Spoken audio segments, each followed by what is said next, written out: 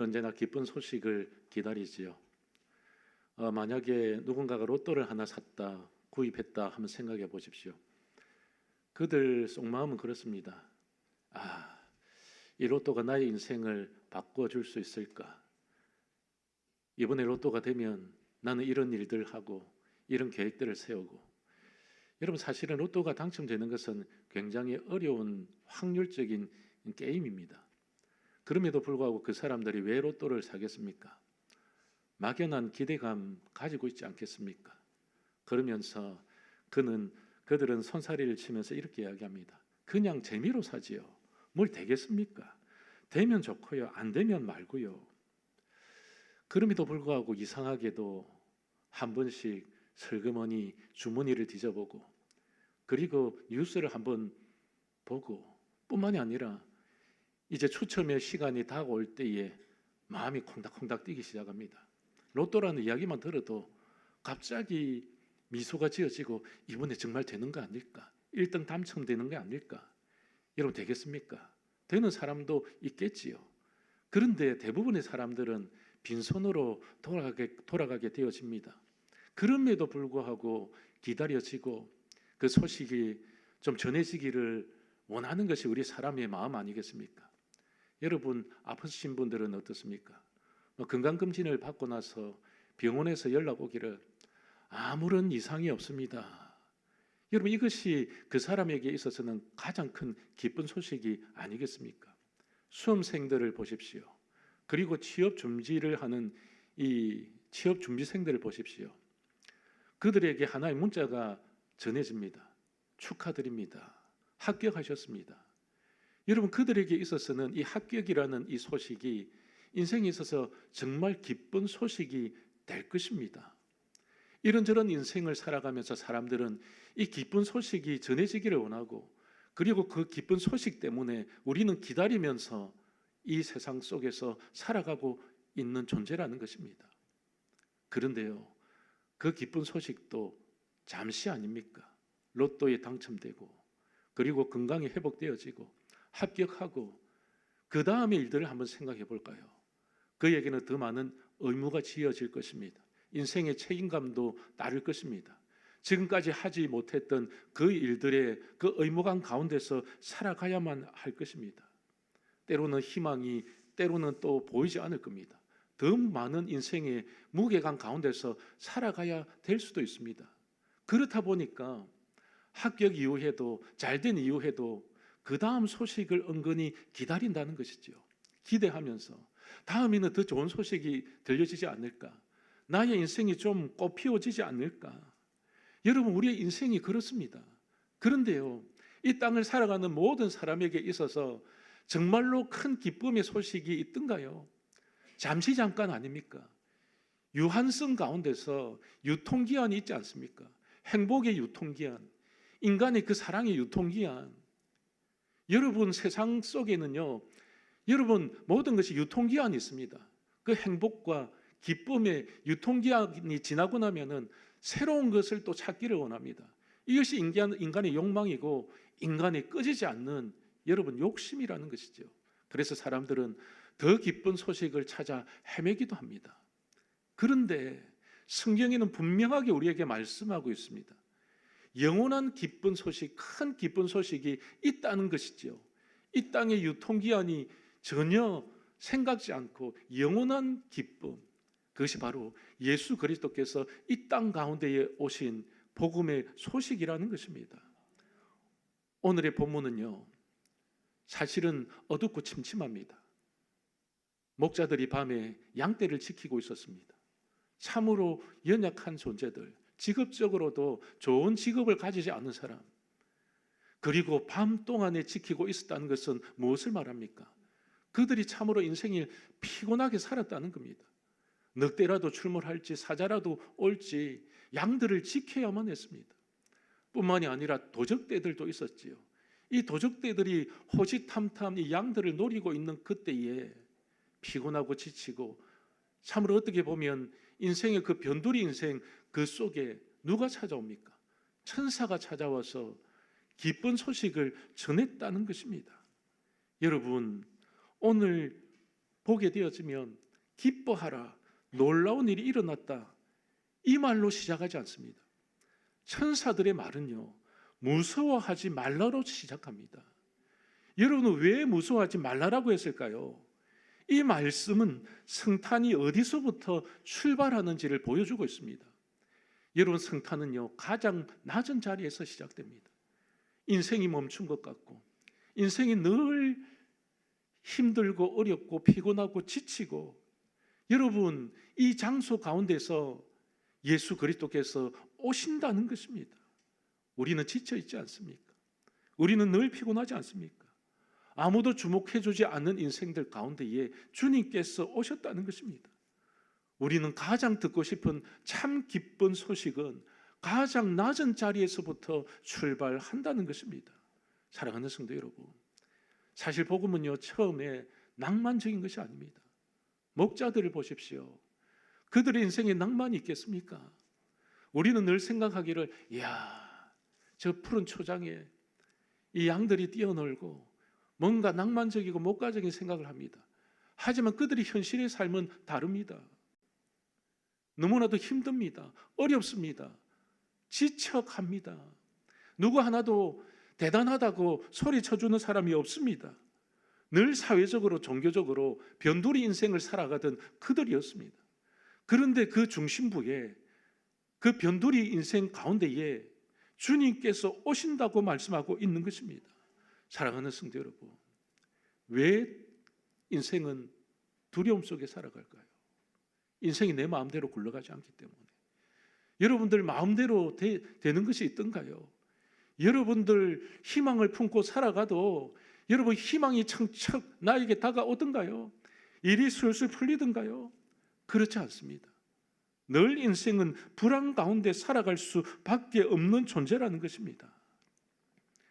여러분, 몇 년 전에 이런 보고서가 하나 나왔습니다. 실제 항공사고 보고서였는데요, 한 여객기가 악천후 속에 이제 착륙하려고 했습니다.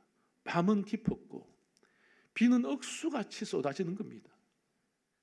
기장이 아무리 봐도 이건 도저히 착륙할 수 있는 그런 환경이 되지를 못했습니다. 시야가 어두워졌고 어떻게 하면 좋을까? 여러분, 그래서 이 조종실에는 지금 난감했습니다. 어떻게 해야 될지, 다시 올라가야 될지, 착륙을 해야 될지. 계기판은 정상이었는데 그럼에도 불구하고 밖은 보이지 않고 착륙해야 되는데 이 몇 초 상간 안에 잘못 선택하게 되어지면 이 여객기는 추락할 수밖에 없었습니다. 관제탑에서 갑자기 연락이 옵니다. 계기 수치가 정상입니다. 그리고 당신들은 혼자가 아닙니다. 우리는 지금 끝까지 함께 보고 있습니다.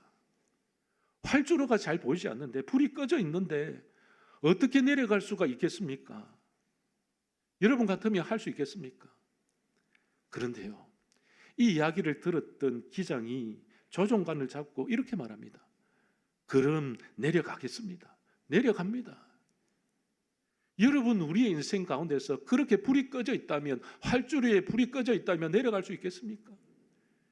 여러분, 이 목자들의 삶이 그랬습니다. 활주로가 없는 인생이었습니다. 활주로에 불이 켜져 있지 않는 인생이었습니다. 그런데 그곳에 예수 그리스도께서 오셨다는 겁니다. 근데 놀라운 사건이, 기적적인 일이 벌어졌습니다. 비는 여전히 내렸고요, 앞은 캄캄했습니다.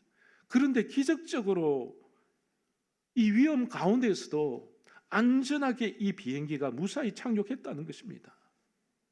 그리고 이 보고서의 결론에 이런 이야기가 적혀져 있습니다. 상황이 안정되어서가 아니라 고립되지 않았고 관제탑이 함께 한다는 인식이 판단력을 회복시켰다. 여러분, 우리는 왜 두려움에 빠질까요? 혼자라고 느끼기 때문에, 고독하기 때문에, 누군가가 나를 도와줄 수 없다는 그 침체된 인생의 영혼 가운데서 우리는 고립되어서 두려워한다는 것입니다. 나를 도와줄 사람이 없고 나와 함께 해줄 사람이 없고. 여러분, 우리의 인생이 그렇지 않습니까?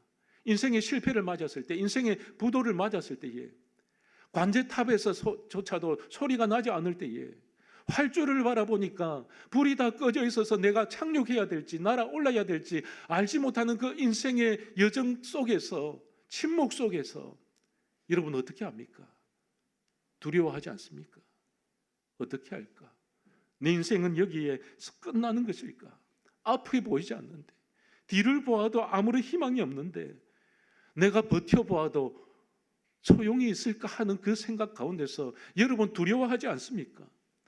오늘 성경의 첫 마디는요, 우리 인생의 해결책을 주지는 못합니다. 그냥 두려워하지 말라는 것입니다. 무서워하지 말라는 것입니다. 왜 이 말씀을 주셨을까요? 우리 인생은요, 끊임없이 두려워하는 존재라는 겁니다.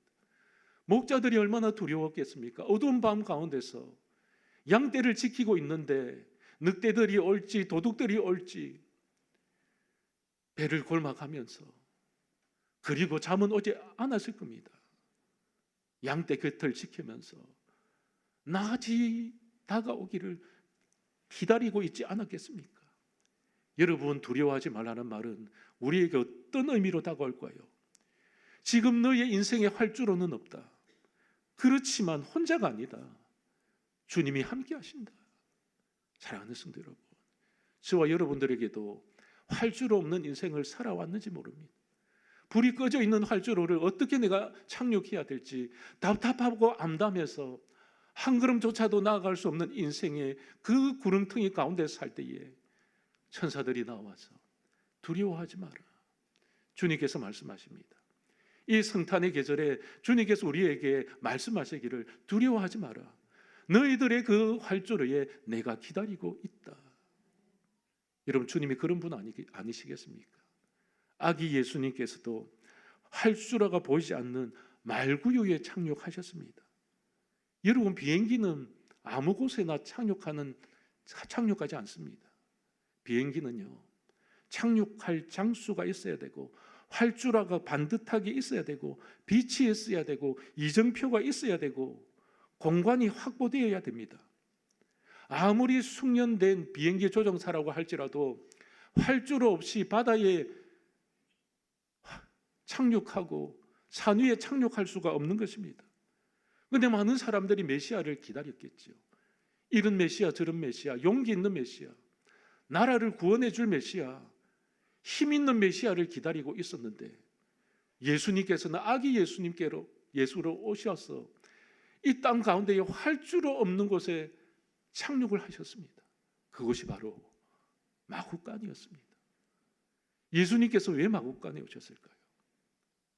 예수님께서 왜 활주로도 없는 그 마구간, 짐승들의 배설물과 짐승들의 소리가, 짐승들이 그 밥통 가운데에 왜 오셨을까요? 여러분, 그것을 통해서 사람들이 희망을 발견할 수 있었겠습니까? 힘없는 예수, 힘없는 메시아. 여러분, 예수님께서도 왜 이 말구에 오셨느냐? 활주로 없는 불 꺼진 그 장소에 왜 오셨느냐? 우리를 이해하시기 위해서, 우리의 아픔을 담아내시기 위해서, 우리의 눈물과 고통과 상처를 예수 그리스도께서 체험하시기 위해서 가장 낮고 천한 장소 말구유에 예수님께서 오셨다는 것입니다. 사람들은 생각했겠지요. 메시아가 오신다면 좀 번듯한 궁궐이나 잔치집에 오시지 않겠느냐? 귀족들 가운데에서 오시지 않겠느냐? 성전에 나타나시지 않겠느냐? 백마탄 왕자로 오시지 않겠느냐? 잘 꾸며지고 평탄한 그런 좋은 활주로에 그렇게 착륙하시지 않겠느냐? 근데 예수님께서는 불시착하셨습니다. 아무것도 가진 것 없이, 아무것도 대단한 군인들과 함께 온 것도 아닙니다. 왕궁에 오시지도 않았습니다. 활주로가 없는 말구유에 외롭고 초라한 마구간에 그렇게 오셨습니다. 그럼에도 불구하고 주님께서 우리를 향해서 천사를 보내시고 하신 말씀이 두려워하지 말아라. 나도 이런 활주로 없는 곳에 왔다. 나도 마구간 가운데서 왔다. 나도 너희들이 느끼는 감정과 너희들이 흘린 눈물과 너희들이 고통받는 그 고통의 세계를 내가 경험하면서 내가 너희들을 안고 내가 너희들과 함께 하겠다. 여러분, 이것이 임마누엘의 축복이라는 것입니다. 그 이후에 천사들이 이렇게 말합니다.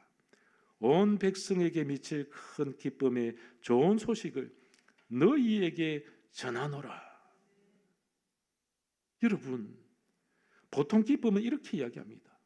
문제가 해결되고 너희들의 문제를 내가 해결해 주겠다. 이 목자들이라면 너희들에게 양을 2배로 주겠다. 너희들 이렇게 배고팠는데 내가 먹을 걸 주겠다. 좋은 집을 주겠다. 성공시켜 주겠다. 형편이 나아지도록 내가 도와주겠다. 기대한 일들을 너희들에게 이루어 주겠다. 그런 말씀을 주셔야 되지 않겠습니까? 여러분, 우리는 기쁨의 조건부를 붙입니다. 우리가 만족해야 되고 우리가 뭔가를 이루어야만 기쁘다고 생각합니다. 그런데 성탄의 기쁨은요, 이런 인간적인 조건을 초월해서 우리에게 다가온다는 것입니다. 여러분, 성탄의 진정한 기쁨은 어디에서 올까요? 이제 인생이 잘 풀릴 것이고 고생이 끝난다는 그런 의미로 다가오지 않습니다. 진짜 성탄의 기쁨은 무엇일까요? 여호와 하나님께서 너희들을 포기하시지 아니하셨다. 너희들이 죄짓고 너희들이 절망하고 너희들이 어둠 가운데 있음에도 불구하고 내가 내 독생자 예수 그리스도를 보내주겠다. 내가 너희들을 사랑함으로, 내가 너희들을 아낌으로, 내가 너희들을 긍휼히 여김으로 내 자식을 활줄 없는 마구간에 보내주겠다. 여러분, 하나님께서 포기하시지 않는 사건이 바로 성탄의 사건입니다. 인간은 포기할 수 있습니다. 부모도 자식을 포기하지 않습니까? 힘들고 어려울 때에 버리지 않습니까? 그런데 주님께서는 버리시지 않는다. 나는 너희들을 절대로 포기하지 않는다. 여러분, 그 큰 기쁨은요, 우리 인생의 어떠한 상황과 어떠한 조건과 그 어떤 큰 문제보다도 하늘에서 내려온 이 큰 기쁨, 복음의 소식이 우리의 마음을 기쁘게 할 수 있다는 것입니다. 여러분, 신약 성경에 여리고 소경 바디메오의 이야기가 나옵니다. 바디메오는요, 소경이었습니다. 앞을 보지 못했습니다. 그에게 기쁨이 있다면 얼마나 기쁨이 있겠습니까? 절망적이었지요. 늘 거지처럼 구걸하며 다녔습니다. 환영을 받았겠습니까? 천덕꾸러기겠지요. 가는 곳마다 너 저리 가라, 비켜라, 될 수 없다, 너는 저주를 받아서 저렇게 되었다, 뭐 그런 소리를 듣지 않았겠습니까? 그의 인생은 정말로 체념한 인생이었을 겁니다. 여러분, 우리의 인생을 발목 잡는 것이 무엇일까요? 우리 인생이 문제투성이어서가 아닙니다. 스스로가 보기에 나는 여기까지인가 보다, 내 인생은 여기에서 끝나는가 보다. 돈이 있어도요, 권세가 있어도요, 나락으로 떨어지는 사람 많습니다. 그러면서 그들이 한결같이 느끼는 것은 여기까지인가 보다. 권세도 여기까지고 물질도 여기까지고 인기도 여기까지인가 보다. 그런데 하물며 바디메오 앞을 보지 못하는데 거지처럼 구걸하면서 살아가는데 그에게 어떤 기쁨이 있겠습니까? 그런데 큰 기쁨, 좋은 소식이 들렸습니다. 예수님께서 마을을 지나신다는 겁니다. 그 소식을 들었습니다. 그의 환경이 변한 것도 아닙니다. 그냥 소식만 들었는데 눈이 떠여진 것도 아닙니다. 앞을 볼 수 있었던 것도 아닙니다. 그의 환경은 조금 더 나아진 것이 없습니다. 그런데 그에게 희망이 생겼고 마음속에 차오르는 기쁨이 있었습니다. 주님을 만나야겠구나. 예수님께서 기적을 일으키셨고 예수님께서 혹시라도 내 눈을 뜨게 하신다면 얼마나 좋겠느냐. 내가 주님을 만나야 되겠다. 환경은 달라지지 않았지만 미친 듯이 달려갔습니다. 앞에 보이지 않는데 구부러지고 무너지고 자빠지고 여러분 무릎이 깨지고요. 그럼에도 불구하고 이 바디메오는 소리칩니다. 다윗의 자손이여, 나를 불쌍히 여겨주십시오. 긍휼히 여겨주십시오. 여러분, 이 소리가 어떤 소리였겠습니까? 여러분, 이 소리를 해석하면 이런 말입니다. 다윗의 자손 예수여, 나를 포기하지 마십시오. 내 인생 포기하지 마십시오. 여러분, 우리가 주님 앞에 나갔을 때에 그렇지 않습니까? 내 인생 좀 포기하시지 마십시오. 내 자식 좀 포기하시지 마십시오. 내 가정 포기하시지 마십시오. 그 애절한 마음 가운데서 주님을 부르지 않았겠습니까? 주님께서는 가는 걸음을 멈춰 서셨습니다. 하늘이 멈춰진 그 시간, 하늘이 멈춰진 그 시간에 예수 그리스도께서 아기의 모습으로 말구 위에 오셨습니다. 여러분, 그것이 우리에게 기쁨이 되어지고 우리에게 희망이 되어진다는 것입니다.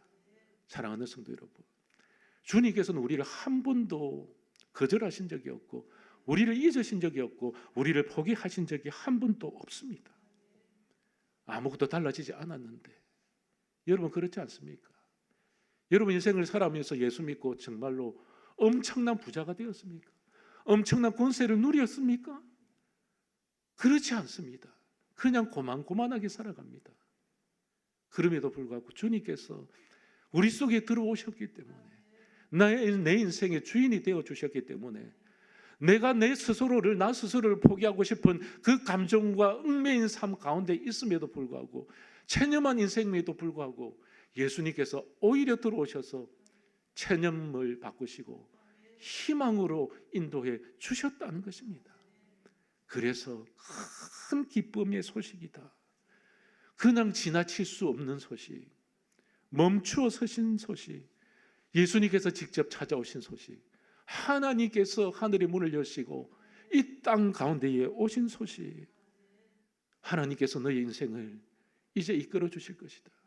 여러분, 세상 별것 있겠습니까? 내 마음이 내 마음을 인도하지 못하는데요, 우리가 인생을 계획할지라도 나의 걸음을 인도하시는 분은 여호와신데요. 여러분, 복이 어디 있겠습니까? 많이 모았어요? 가졌어요? 대단해서요가 아닙니다. 우리 속에 주님께서 함께 하시기 때문에 그것이 우리 인생의 가장 큰 기쁨이 되시기를 소망합니다.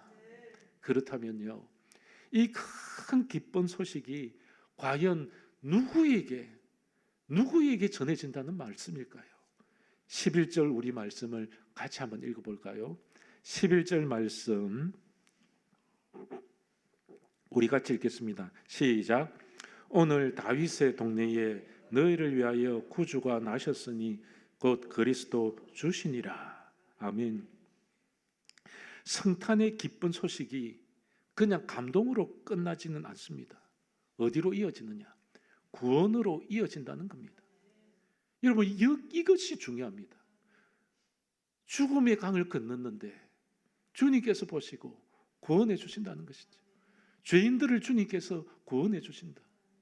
도저히 소생 불가능한 인생을 주님께서 부활시켜 주신다. 여기의 말씀을 보면 너희를 위하여, 하나님의 사랑이 구체적으로 표현되어 있다는 것입니다.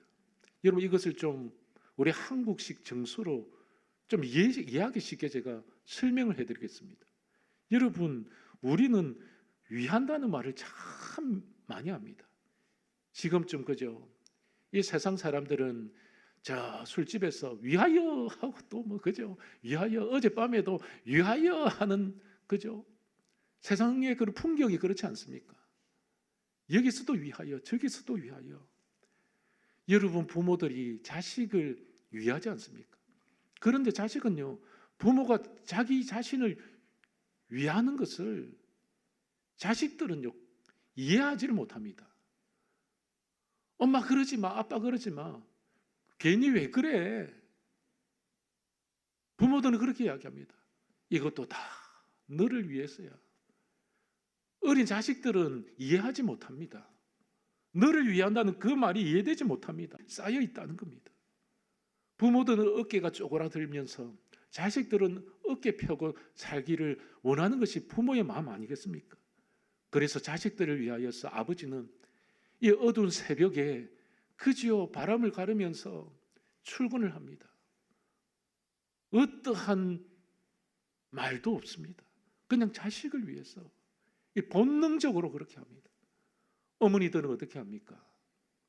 자신의 꿈에 대해서 생각하지 않습니다. 젊을 때의 꿈, 그 꿈을 다 접어두고 무엇부터 합니까? 자식들 밥부터 챙깁니다. 이게 부모 아니겠습니까? 그래서 부모는 자식을 위하여, 너를 위하여. 사랑은 요란하지 않습니다. 사랑은 그냥 표현하는 것입니다. 자식의 입에 밥 들어갈 때에 부모가 가장 기쁘지 않겠습니까?